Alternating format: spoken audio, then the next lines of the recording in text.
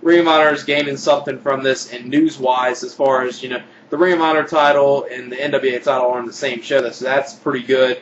And, you know, out of this, possibly, you know, with the NWA TV deal they got on the Colors Network with NWA title defenses being on Ring of Honor shows, hopefully, you know, some of those matches will get showcased on the Colors TV program, and, you know, that'll give Ring of Honor a little, you know, a little press as far as, even though, you know, it's only available on Dish Network. Unfortunately, I wish, you know, it would be on Comcast, and wish cable would get it, because definitely if it was, I would be watching the NWA. That's the only reason why I don't, is because, you know, don't have access to see Colors Network, but I do think they have put up some of their NWA episodes on their website, though. But yeah, it does hurt the credibility of it. But that title, like I said, hasn't meant anything since, you know, the Jim Crockett era, and, you know, right before, you know, they got rid of the NWA title in WCW. So obviously, you know, it hasn't meant anything in a long, long time. You know, late 80s, early 90s hadn't really meant a damn thing at all. And next question is from RickModelMartel. He asks, RickModelMartel, he asks, what do you think of these following Dream WWE matches, and how much business and money could you see them making if Vince let them off their leashes? And the way I'm going to do this, I'm going to go match by match and give my thoughts of them. That way, the first one is Evan Bourne versus Paul London. Now, this would be an incredible match. You know, both these two were able to showcase themselves well, and, you know, were given a good amount of time, and this would be a great match. Now, money-wise, as much as I like these two, I got to admit, you know, pretty much Paul London and Evan Bourne, they're not, you know, hugely marketable. I'm not really feeling the name Evan Bourne. I thought, you know, I thought he was working okay with the name Matt Sydal, but, you know, it was one of those things. WWE wants to own the person's name, and they had to just change it for that reason. The same thing TNA does with some of their talent. So, you know, it could possibly, would be a great match, but money-wise, I don't know how much. I don't think it would make too much. It wouldn't be a match I could see, you know, main event in a WrestleMania, in other words, or either, you know, a major pay-per-view. You know, possibly, you know, WWE, if they did it, you know, the ECW title would be the furthest they probably let them two go. Then next match, CM Punk versus Chris Jericho. Now, this is one feud that could make WWE a lot of money if they did this on, you know, one of their 4 major pay-per-views and have a good build-up to it. You know, Chris Jericho's playing a good heel now. CM Punk's over as a face. But as far as Raw goes, it's obviously not even close to being the most over guy on Raw, unfortunately. But you can blame that on, you know, he was only on the ECW brand, and pretty much, you know, only 1/3 of the people that watch Raw, you know, knew of him before then. Then obviously, you know, the way he's been booked as far as, you know, leading up to his world title, and then even as world champion. So I can see why, you know, people are not like, whoa, we need to cheer for this guy. But yeah, that could be a huge money match for WWE. If they did, I could even see it, you know, being a WrestleMania type match that I think would be good. Next one is Elijah Burke versus Shelton Benjamin. Now, this would be like the Paul and Evan Bourne match, where it would be a great match, but it wouldn't be a match WWE would make tons of money with, because, you know, Elijah Burke and Shelton Benjamin aren't really that marketable. Shelton Benjamin is very piss poor on the mic. Elijah Burke could possibly help this match with his mic skills and talking you into the match. So, you know, he possibly could help the match and possibly could gain the fans could like it if it would ever happen. But, you know, Elijah Burke's pretty much the jobber, and pretty much he's not even a jobber. He's not even getting any TV time, which is even worse. Next one is Kofi Kingston versus John Morrison. I could see this being a pretty big money match for WWE. You know, Kofi Kingston, he still needs a little more, you know, working in the ring, but he could probably develop into something great in the future. John Morrison, he's very good, and, you know, both of these two could work very good together. And, you know, possibly, you know, the next few years, within 2-3 years, this could be, you know, a big match for WWE. You know, I wouldn't say a WrestleMania main event match, but, you know, it could possibly main event, you know, not main event, but be a major match on, you know, SummerSlam or Survivor Series, or possibly the Royal Rumble.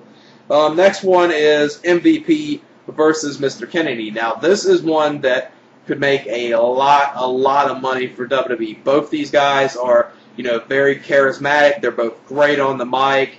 They both can talk you into the match, and they're actually both very good in the ring together. And I think these two could work very good together, and this could possibly be, a match you could possibly see as a world title match at a WrestleMania 5 years from now, or maybe even sooner than that. Definitely, both of them are tremendous athletes, and I can see that being a huge money match for WWE. Then the last one, Rey Mysterio versus Jeff Hardy. Now, just for the spectacle of seeing Rey Mysterio versus Jeff Hardy at a big pay-per-view would be cool to see, but, Rey Mysterio with his nagging injuries and with Jeff Hardy sometimes being, not quite, up to the level where he should be, I don't know how this match would fly. If both these two gave it their all and try to make it a great match, it could possibly be good. Now, this would have been, the hugest dream match, back probably, in 2000 or 2001 before, Rey Mysterio started, toning down his style a little and, after all the nagging injuries. I mean, this possibly could have even worked, back in 04 or 05, but, at this point, with his nagging injuries, I don't know how it will work. Next question is from BillAndDougKiller. If you had the choice of bringing back either Nick Dinsmore or Muhammad Hassan to WWE, who would you pick and how would you book them? Easily,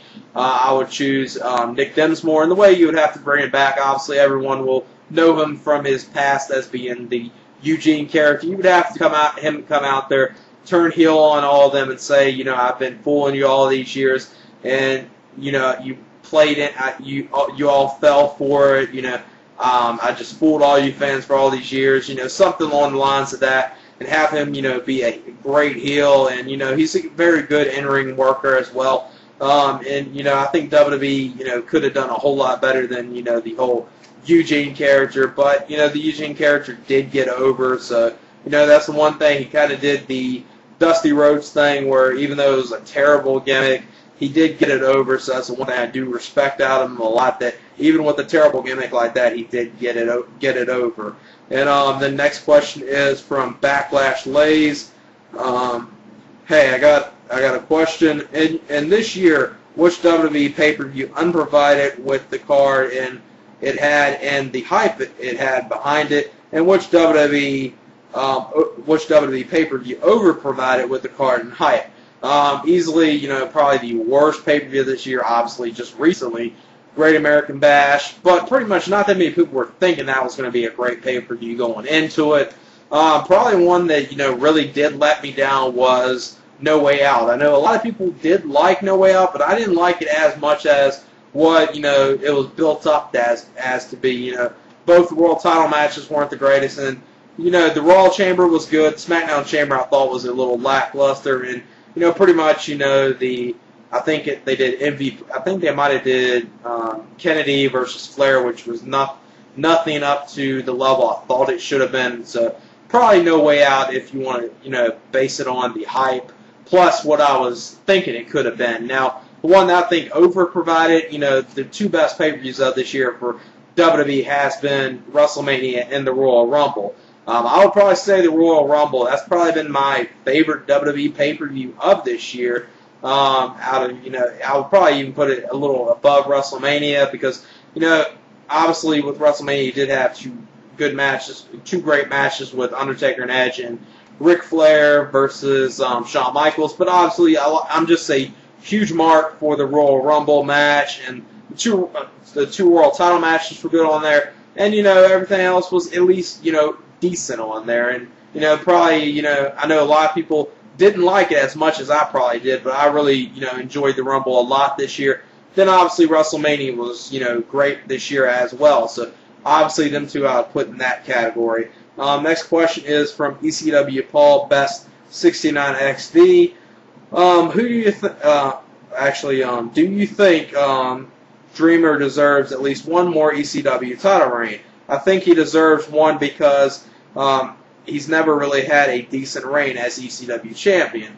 I would definitely like to see it again, but the whole nostalgia of the feel of ECW original holding the ECW title belt on the ECW brand, doesn't really mean anything anymore. So And Tommy Dreamer's always been one of those wrestlers that, pretty much, never really was one of those guys going saying, I want to be world champion, I need to be world champion, trying to pull into being world champion. The only times he won world championships in ECW was when people were going on the way out, with the whole Taz and Mike Awesome match, and then, obviously, when the Dudleys left, he got the tag titles with Raven. So, he's one of those guys that really never been one of those guys that, always, wanted to go after a world title or be world champion.